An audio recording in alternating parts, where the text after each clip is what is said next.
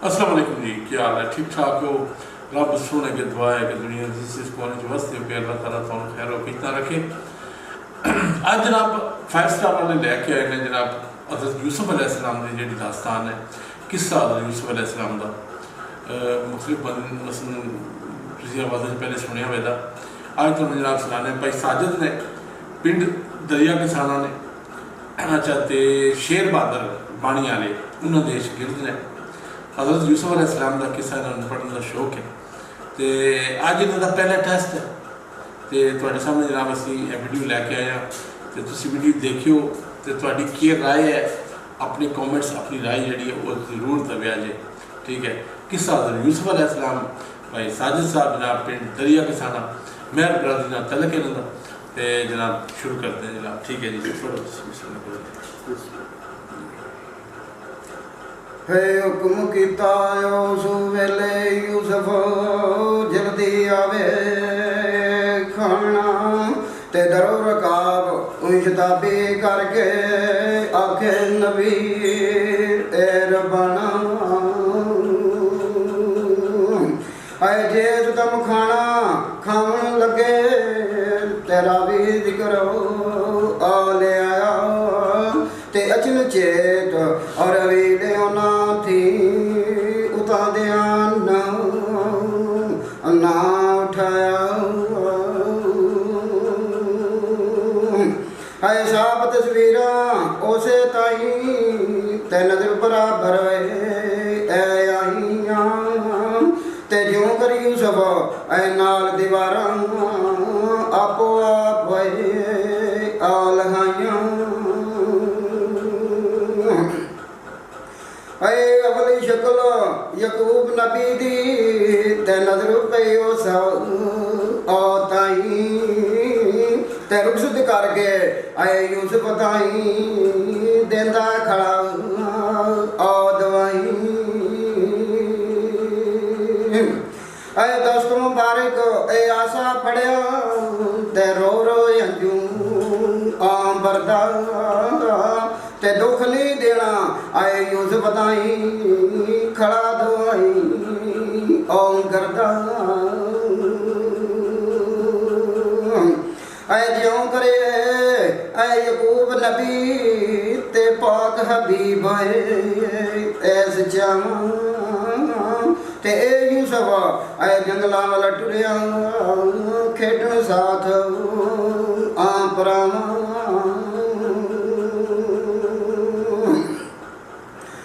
है यूसुफ सब नाल मुहब्बत ते पाइया मुंडे ऐ चाया ते ए जंगल आए जैसे अंदर रो रो ए जंगल ओ जैसे अंदर जाकर ते पकड़ जमीन पटकाया आए रोईल आओ यूसुफ दा पाई जिसनू खौफ ना आया ते जिसने सब आए यूसुफ दा खाना कुत्तियां अगे आ पाया आए ज्यों कर शरबत ओ डोलिया ऐसी ते ज्यों कर झिड़का देंदा ते नाल दीवार बराबर दिसे उसे तरह करेंदा है ज्यों करे शरबत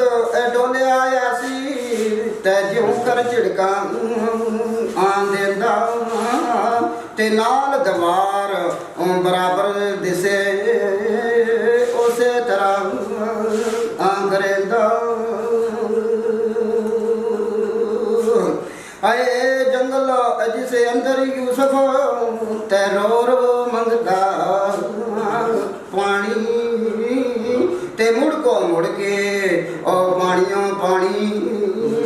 ते तरसे जान आन मानी आए ज्यों करे रुना ओ उस दिन यूसुफ ते नैना लाया ओ जड़ियां ते ज्यों कर भाइयां ਕੇ ਤੇ ਸੋਹਣੀਆਂ ਜ਼ੁਲਫਾਂ ਆ ਫੜੀਆਂ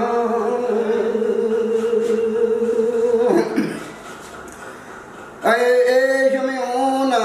बहादुर जिसने ते पकड़ी तेज आ कटारी ते पेट यूसुफ दा चाक करन नू ते कीती कतल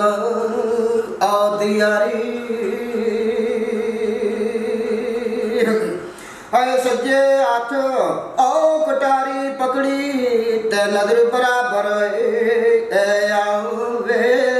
ते करे हथ यूसुफ दियां जुल्फां ते सब कोई मारन आंदा वे ओ महबूब आ यौदा जिसनू ते दर्स दिले विच आया ते ज़करिया वांगू यूसुफ ताई ते सीने नाल आ लगाया करे दुआई आओ खड़ियां पाई ते झगड़े नाल आम परा ते जे कोई मारे यूसुफ ताई ते मैं नाले मारे जावा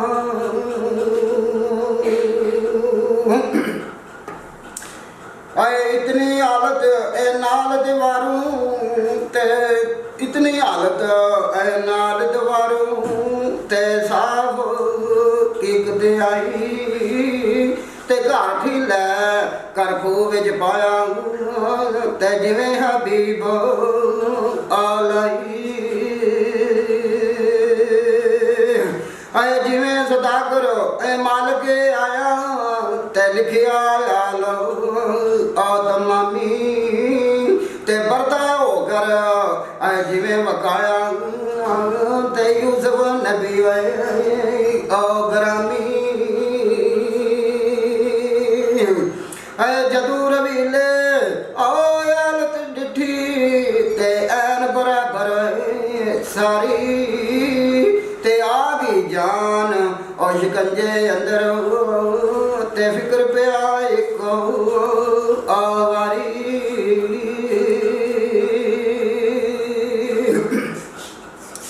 अंजू रो कर नाल इशारत ते पाइया नू फरमाया ते दफ्तर साबत ओए अमला वाला ते पेशिया साडे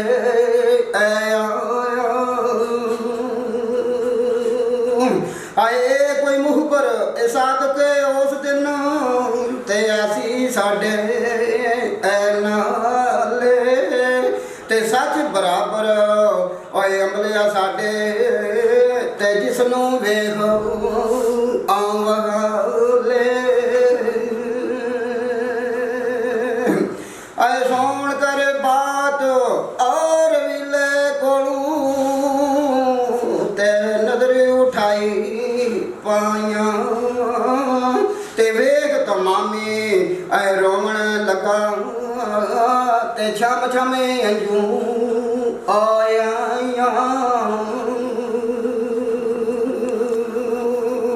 आए होश मौजा विच आए बैठे आवे जादे होया आ डिठो में ते अचल चेत ओए सिरां दे उपर ते गम दा जाल आ पियो ने ते उस दिन सब यूसुफ दे भाई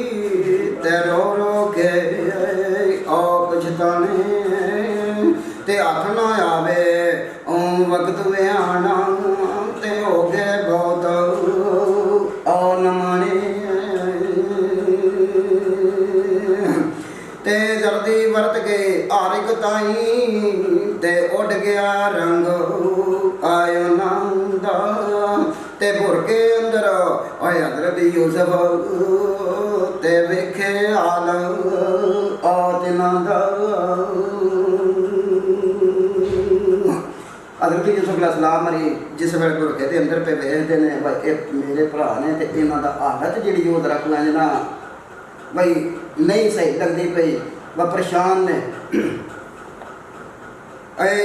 या हुक्म सुनाया नफरा ताई ते मेरा खाना आया वे ते खावन लगा भाइयां ताई ते फरमान आ सुनावे या औलाद नबी दी ते क्यों नहीं खाना आ खांदे हज़रत यूसुफ अलैहिस्सलाम अपने भरावां नूं आंदे ने पर तुसीं क्यों नहीं खाना खांदे पे हुक्म करो जो तलब तू साडी ते ऐश करो मन आ बना ते जे सरकार साडे ताई ते उस मकान आ बिठाओ ते किसे आराम और नसीब ना होवे ते ना कोई खाना आ खावे